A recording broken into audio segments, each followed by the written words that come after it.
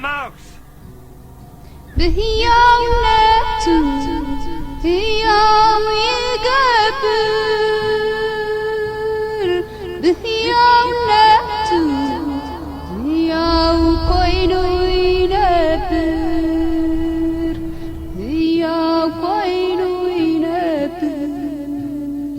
بهياو نتو هياو يقبر بهياو نتو هياو كوينو ينبر هياو كوينو ينبر ኢየሱስ ንዘለዓለም ሕያው እዩ ኣይተለወጠን ኣይልወጥን ኢየሱስ ንዘለዓለም ሕያው እዩ ዓመታቱ ዘይውዳእ ዓመታት ዘይልውጡ ኢየሱስ ንዘለዓለም ሕያው እዩ ዘመናቱ ዝነብር ዘመናት ዘይቅይሮ ኢየሱስ ንዘለዓለም ሕያው እዩ ሕያው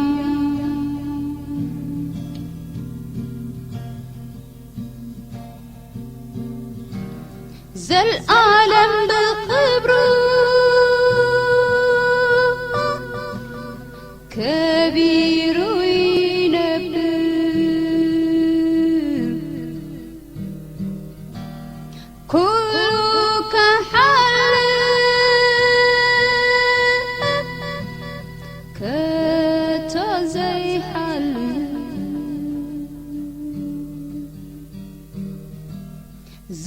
ዝነበረን ዘሎ ከምኡውን ዝመጽእ ፍጹም ዘይቅየር ሕያው እዩ ኢየሱስ It is the Lord. ኢየሱስ ሞይቱ ኣይተረፈን ሞርሖ ሞትውን ኣይሓዞን ንሞት ብሓይሊ ሞት ስዒሩ ኣሎ ብሕያውነቱ ከቢሩ Why do you seek the living among the dead? He is not here, but is risen. ኢየሱስ ንዘለዓለም ሕያው እዩ ኣይተለወጠን ኣይልወጥን ኢየሱስ ንዘለዓለም እሙን እዩ እሙን ኮይኑ ውን ይነብር ኢየሱስ ንዘለዓለም ብርቱዕ እዩ ኣይደኸመን ኣይደክምን ኢየሱስ ንዘለዓለም ሕያው እዩ ሕያው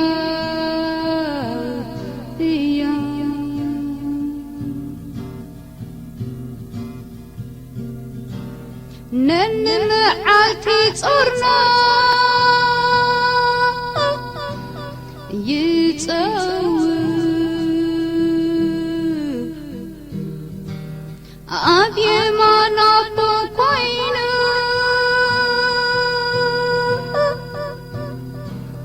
ስለና ዝልምን ነባጊዑ ይፈልጠን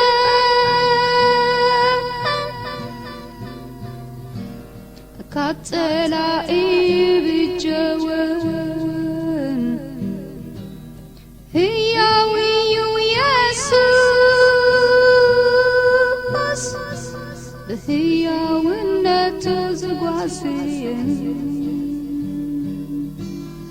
ኩሉ ከሓልፍ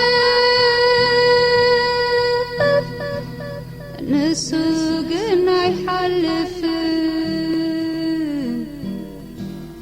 ኩሉ ክልወጥ ኢየሱስ ግን ጸኒዑ ይነብር ኩሉ ክቕየር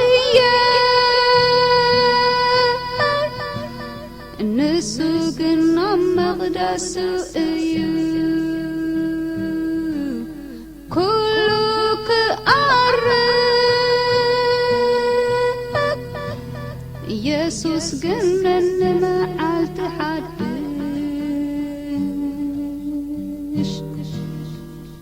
ኢየሱስ ንዘለዓለም ሕያው እዩ ኣይተለወጠን ኣይልወጥን ኢየሱስ ንዘለዓለም ሕያው እዩ ዓመታቱ ዘይውዳእ ዓመታት ዘይልውጥ ኢየሱስ ንዘለዓለም ሕያው እዩ ዘመናቱ ዝነብር ዘመናት ዘይልውጥ ኢየሱስ ንዘለዓለም ሕያው እዩ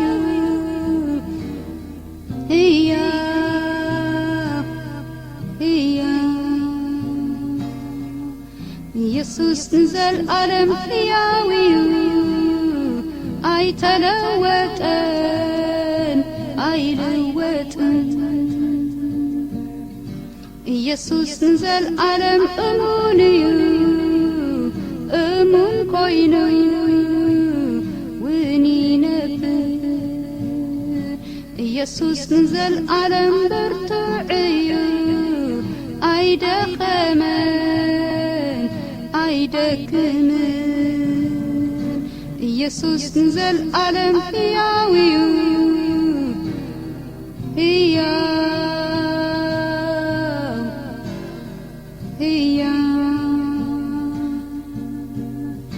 ኢየሱስ ንዘለዓለም ሕያው እዩ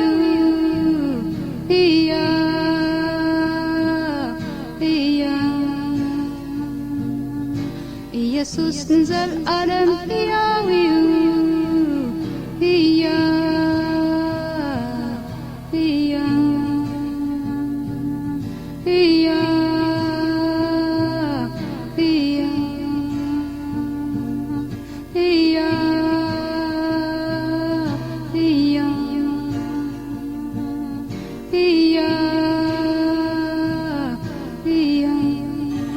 Same Jesus who has been taken from you into heaven will come back in the same way you have seen him go into heaven.